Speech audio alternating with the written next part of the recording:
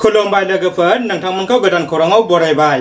नोंथांमोननि थाखाय आं मोननैसो गोनांथार खौरां लाबोदों। अन्नानै नोंथांमोना भिडिअखौ फारियै जोबजासे नायलांदो। गिबि खौराङाव दङ, आसाम बिधान सभानि सा 6 एमएलएनि मोनसे थान्दै हान्जाया क'क्राझाराव सफैबाय। बिटिसि ओनसोलाव गुबुन गुबुन जौगालु बिथांखिफोरखौ मावफुंनायनि सायाव सुलाद लानो दावबायफैदों आसाम बिधान सभानि सा 6 एमएलएनि मोनसे थान्दै हान्जाया।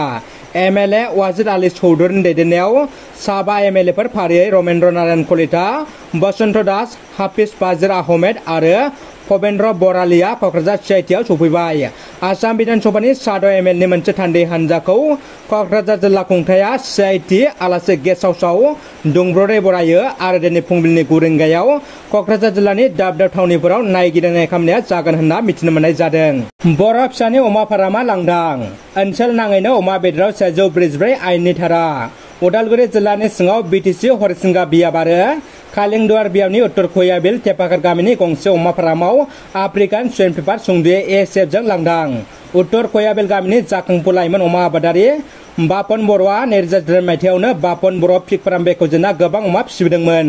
गासै 6 मावग्रा लाखिना बिथांमोननि नखरखौ राङारि बिथिङै सुंथाहरनो हादों गावजों लोगोसे। नाथाय 2022 देग्लाय बोसोरनि मे जुन दानाव बिनि खाफालखौ मोन्दा खालामलांबाय आफ्रिकान सुवेइन फिभार अमानि बेरामा। फार्माव थानाय गासै अमानि मोदोमाव सुवेइन फिभार हाबना थैलांजोबनो हमबाय। बेखौ खबर मोनना गुवाहाटी जुनार बिफाननिफ्राय उदिस लाफैना बेराम जानाय अमाखौ बुथारना फबना दोनफैयो आरो ओनसोल नाङैनो अमा बेदर जानायनिफ्राय गोजानाव थानो 144 आयेननि धारा होयो।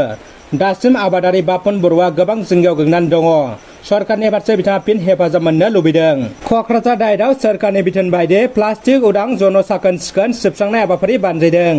आसाम सरकारनि बिथोन बायदियै क'क्राझार सहरनि सोनाब फारसे गौरां दैसा बारनानै साहा बागिसेयाव थानाय डाइटनि केम्पासआव DEI ED ट्रेनिं लागासिनो थानाय 200निबो गोबांसिन सोलोंसाफोरजों लोगोसे डाइटफोरनि बिबुंगोराफोरा खौसेयै प्लास्टिक उदां जन साखोन सिखोन सिबस्रांनाय हाबाफारि मावफुंदों।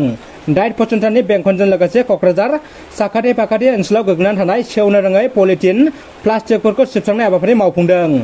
दानिया फैदो गुबुन मोनसे खौराङाव। जोबोद गोजोनथाव खौरां, बर' फिसानि देरहासार खौरां। बर' फिसा IPS अफिसार सन्जीब कुमार नार्जारिया राजस्थान पुलिसनि ADGP महरै थिसनजाबाय। बर' बिजोङाव फरायनाय क'क्राझार गसाइगावनि सन्जीब कुमार नार्जारिया गावनि गोब्राब नाजानायजों IPS अफिसार जानायनि उनाव गोलाव सम राजस्थान पुलिसाव बिहोमा जगायनायनि थाखाय ADGP गोजौ बिफानखौ मोननो हायो। मख'नो गोनांदि बिथांनि बेबायदि मोननो हानाया बर' हारिजों लोगोसे आसामनि गोग्गानाय लाबोदों। क'क्राझाराव 30 नं क'क्राझार सानजा जनजाति बिधान सभा बियाबनि MLA लरेन्स सेस्लारनि बिबुंथि। फाथारमारियाव सोमजिनाय हा-हुनि जेंनानि सायाव जायगानि MLA लरेन्स सेस्लारिया खुगा बेखेवबाय। जेब्लासिम आं थागोन अब्लासिम रायजो राजानि हा-हु सम्पतिखौ सोरखारा सेनो हाया। थांनाय नबेम्बराव BTC-नि सेक्रेटारि नरेन चन्द्र बसुमतारिया लेन्ड एलटमेन्टनि थाखाय सार्केल अफिसारनो लाइजाम हरनायखौ लानानै फाथारमारि गामिनि थागिबि रायजो राजाफ्रा गिनांगौ जेबो गैया होननानै रोखा बुंथियो MLA लरेन्स सेस्लारिया। क'क्राझार जिल्ला UPPL दोलोनि मावखुलियाव खुंफुंनाय मोनसे खौरांगिरि मेलनि गेजेरजों MLA लरेन्स सेस्लारिया फोरमायथिनाय बायदिब्ला सोरखारा खासलाइन एबा मियादिलेन्डआव गोदान मावखुलि लुफुंनो सावरायदोंब्लाबो दासिमबो रोखा जायाखै होनना बुंथियो। आरो क'क्राझार जिल्ला इन्टिग्रेटेड सार्किट लुफुंनो थाखाय सोरखारा नाजादोंब्लाबो नाथाय दासिमबो बबेयाव लुनाय जागोन बेनि जेबो थिरांथा रोखा जायाखै होनना BTC-आ फाथारमारि गामिनि खासलाइन हाखौ लाना सार्केल अफिसारनो लाइजाम हरनायखौ लेन्ड एडभाइजारि बर्डआ गनायथि होआखै होनना बिथाङा रोखायै बुंथियो। रायजो राजाफोरनिसिम गोनांथार फोसावनाय। PM किसान बिथांखिनि थाखाय बेंक एकाउन्टखौ आधार कार्डजों सरजाबदेरनो क'क्राझार जिल्ला बेंगिरिया खावलायदों। क'क्राझार जिल्ला बेंगिरि बर्नाली डेकिया मोनसे फोसावथायनि गेजेरजों फोरमायदों दि जिल्लानि सिङाव थानाय PM किसान बिथांखि मोननो हाथाव गासै मुलाम्फायारिफ्रा बे बिथांखिनि मुलाम्फा मोननो थाखाय PM किसानजों सोमोन्दो थानाय गाव गावनि बेंक एकाउन्टखौ गावनि आधारजों सरजाबनांगौ आरो KYC-नि गेजेरजों थार होनना फोरमान होनांगौ। क'क्राझार जिल्लानिफ्राय 3,900 मुलाम्फायारिफ्रा दासिमबो गाव गावनि बेंक एकाउन्टखौ गावनि आधारजों सरजाबफायाखै। बेनिखायनो बिसोर नंगुबै मुलाम्फायारिफोरखौ आधार कार्ड आरो बेंक एकाउन्टनि गासै थारगौमथिखौ जायगानि लेङाइ आबाद फुवारथाय एबा आबाद जौगाखां मावख'गिरि नङाब्ला क'क्राझार जिल्ला आबाद मावख'गिरिनि मावख'सालियाव थानाय PM किसान सेलाव हाथाइ खुन्थिनि गेजेराव जमा होनो बिथाङा खावलायदों। नङाब्ला बिथांमोननि मुंखौ PM किसान बिथांखिनिफ्राय अरायथानि थाखाय दाननाय जासिगोन होननानै फोरमायदों।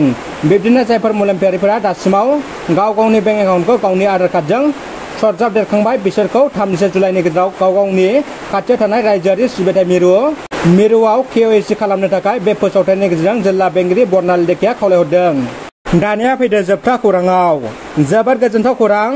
बर' हारिनि बिर जोहोलाव बर' माहारिनि थाखाय गावनि जिउखौ बाउसोमनाय मानगोनां रन्जन दैमारिखौ मैया गोजौ बिजिरसालिया 1992 मायथाइनि मानसि बुथारनाय जाथाय दायनिफ्राय उदां एबा जेबो दाय गैया होनना फोसावबाय। नाथाय 2008 मायथाइनि लान्थ्रि बमा बेरफ्रुनाय दायनिफ्राय उदां मोननो हाथ'नाय जायाखै होनना खौरां मोननाय जादों। रादाबा एसेनोसै लोगोफोर। रादाबखौ जोबजासिम नायनायनि थाखाय नोंथांमोननिसिम गोजोननाय आरो साबायखर बावबाय। गोजोन्थों।